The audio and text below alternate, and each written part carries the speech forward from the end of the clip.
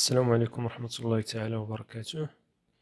مشاهدي ومتتبعي قناة ميستيس، تلاميذي الأعزاء، اليوم سنحاول الإجابة على التمرين الأول في درس المتجهات. هذا التمرين التطبيقي سنحاول فيه استعمال جميع الخاصيات التي تم التطرق لها في درس المتجهات لفيكتور. إذن هذا هو نص التمرين كما يلي، وسنبدأ بالإجابة على الأسئلة تواليا على بركة الله مع التذكير ببعض خاصيات الدرس. السؤال الأول يقول: أنشئ النقطة D بحيث مجموع المتجهتين BA زائد BC يساوي المتجه BD. إذا خصنا ننشئو المثلث ABC، أو المثلث ABC، وخصنا ننشئو النقطة D بحيث BA زائد BC تساوي متجه BD، بمعنى متجه BA الأصل ديالها B والطرف ديالها A، متجه BC الأصل ديالها B والطرف ديالها C، إلا جمعناهم غيعطينا واحد المتجهة BD حتى هي عندها الأصل ديالها B وطرفها D. إذا هنايا خاصنا ننشئو واحد الضلع موازي ل BC، ضلع موازي ل BC، وغادي ننشئو مستقيم موازي ل BA هنا. إذا هذه هي النقطة D. إذا المجموع ديال المتجهتين BA زائد BC هو المتجهة BD.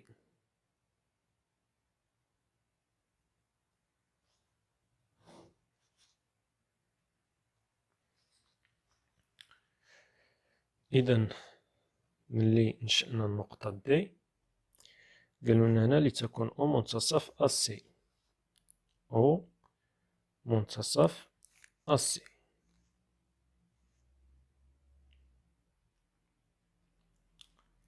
إذا إلا خدينا المنتصف ديال AC غيجينا هنا. إذا لدينا أو منتصف القطعة AC، هذه هي أو منتصف AC، ولدينا BA زائد BC، المتجه BA زائد المتجه BC تساوي المتجه BD، BA زائد BC تساوي BD. إذا لدينا الضلع AD يوازي الضلع BC، أو المتجهة AD تساوي المتجهة BC، والمتجهة BA تساوي المتجهة CD. إذا هذا الرباعي عبارة عن ماذا؟ إذا هو عبارة عن متوازي أضلاع. إذا إجابة على السؤال الأول.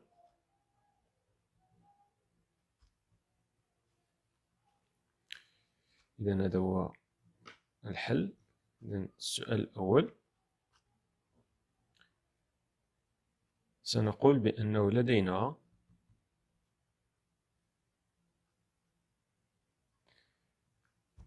BA زائد BC تساوي BD.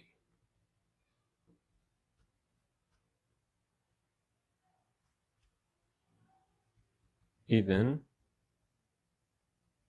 الرباعي ABCD متوازي أضلاع. بما أن هذا الرباعي عبارة عن متوازي أضلاع،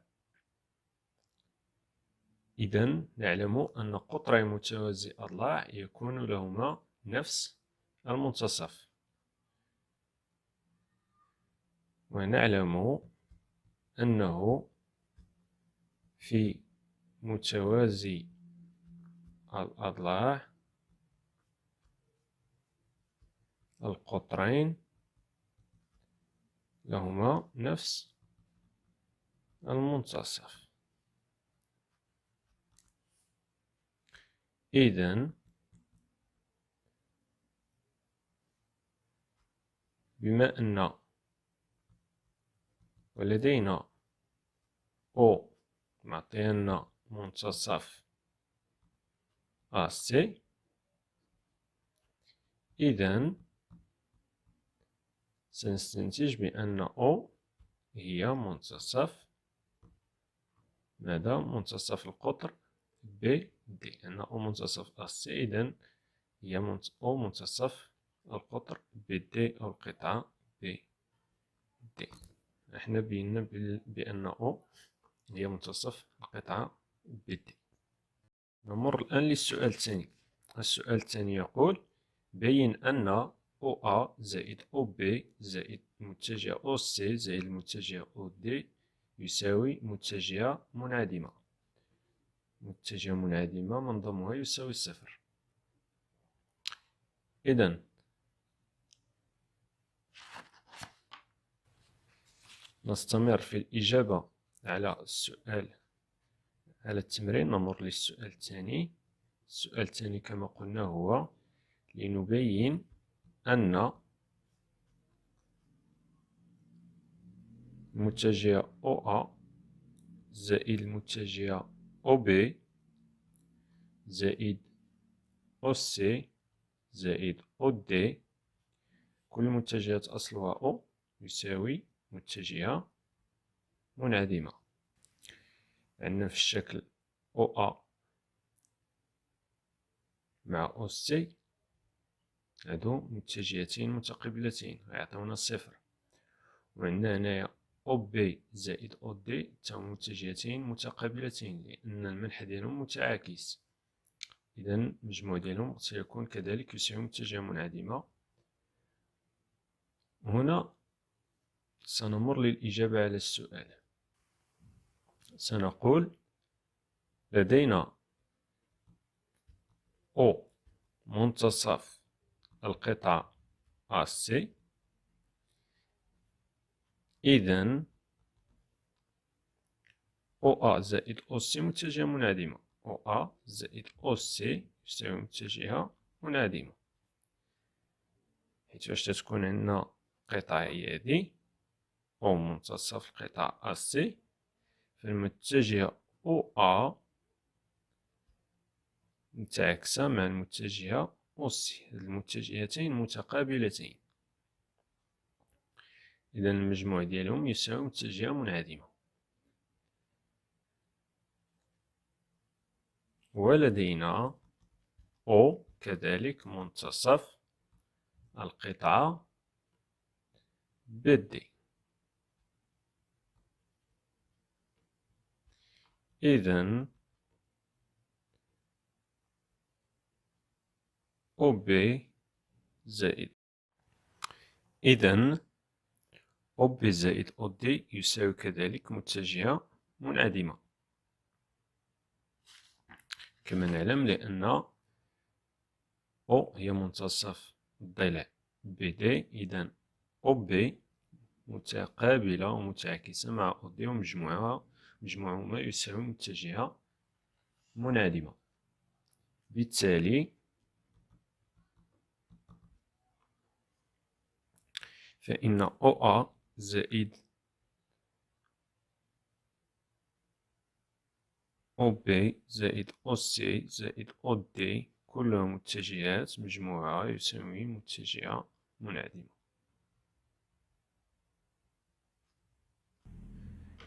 نمر الآن للإجابة على السؤال الثالث، والذي يقول: أنشئ النقطة E بحيث AB تساوي CE. غادي ننشئ النقطة E بحيث كما قلنا أنشئ النقطة E بحيث AB تساوي CE، بحيث AB تساوي CE.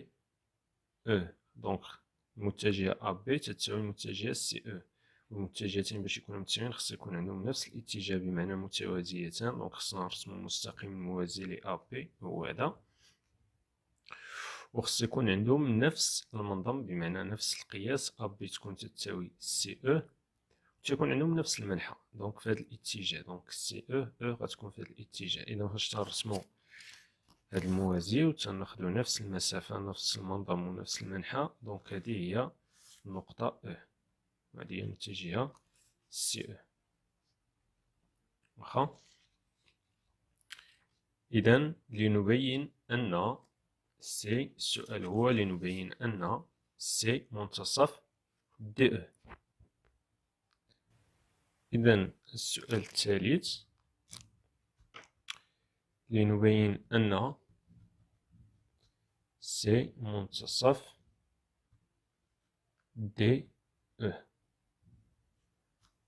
كما نعلم فالشكل أو الرباعي أ بي سي دي عبارة عن متوازي أضلاع. دونك لدينا أ بي سي دي متوازي أضلاع. دونك إلا كان عندنا أ بي سي دي متوازي أضلاع يعني المتجهة أ بي تساوي دي سي.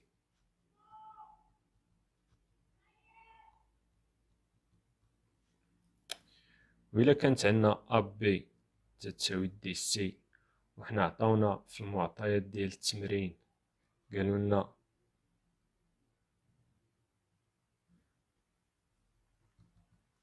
في التمرين أ بي تساوي سي او كما هو وارد في التمرين. دونك قالولنا ننشئ النقطة او بحيث أ بي تساوي سي او.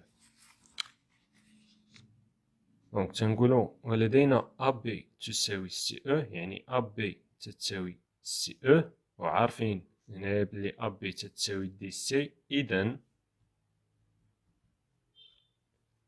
دي سي تساوي سي او. تري بيان.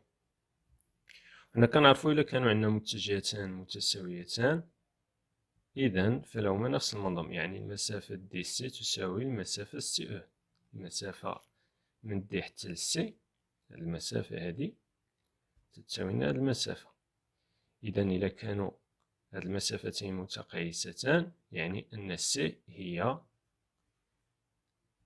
منتصف القطعة دي او. بالتالي سي هي منتصف القطعة دي او. نمر الآن للسؤال الرابع والذي يقول لنبين أن أ دي زائد بي سي ناقص أ سي ناقص المتجهة بي دي يساوي متجهة منعدمة. إذن أ دي زائد بي سي ناقص أ سي ناقص بي دي يساوي ماذا يساوي؟ أ دي زائد بي سي، نحاولو نحيدو هاد المعادلة، ناقص أ سي تتساوي لنا ماذا؟ تتساوي لنا سي سي أ. تخي بيان، تساوي لنا سي أ، وناقص بي دي تساوي لنا دي بي. باش نحيدو الناقص تنقلبوهم تيولي الطرف هو الأصل والأصل هو الطرف ديال المتجهة تساوي. دونك هنايا نحاولو نجمعو اللي عندهم الطرف والأصل نفس الطرف والأصل. مثلا أ دي نجيب وحدها دي بي زائد بي سي نخلي وحدها سي أ. هنا غادي نطبقو علاقة شارل. علاقة شارل التي تقول إذا كانوا عندنا متجهتين مثلا أ بي زائد بي سي تنحيدو هاد بي وتتبقى لنا أ سي، اللي هي علاقة شارل.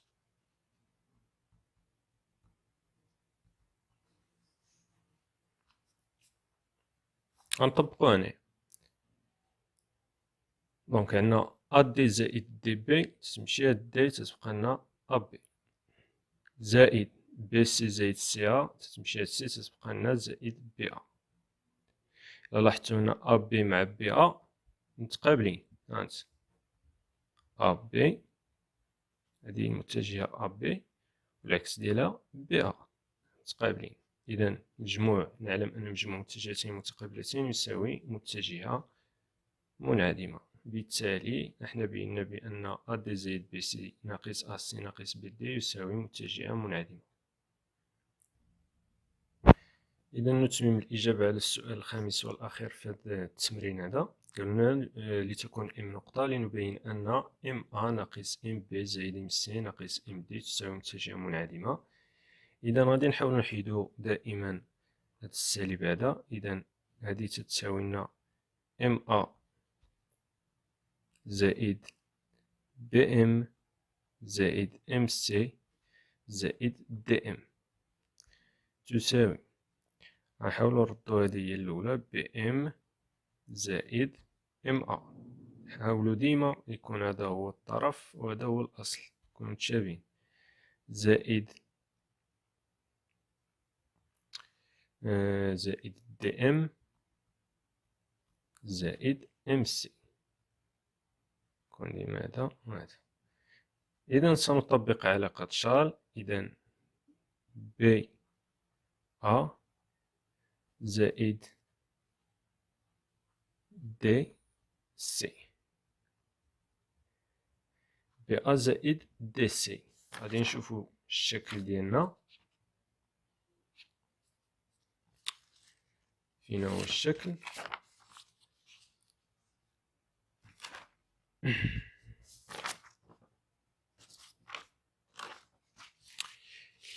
إذا إلا لاحظتو في الشكل عندنا بي أ زائد دي سي. إلا لاحظتو في الشكل بي أ الاتجاه ديالها والمنحى ديالها، المنحى ديالها متعاكس مع المنحى ديال دي سي. إذا المجموع ديالهم ديال هاد المتجهتين المتقابلتين غادي يساوي لنا متجهة منعدمة، لأنه دي سي تو سامبلومون تتساوي لنا دي سي تتساوي لنا أ بي. عندنا دي سي راه تتساوي لنا في المنحى ديالها، إلا شفنا المنحى ديال دي سي فراه تتساوي لنا أ بي. بحال درنا بي أ ياك زائد أ بي.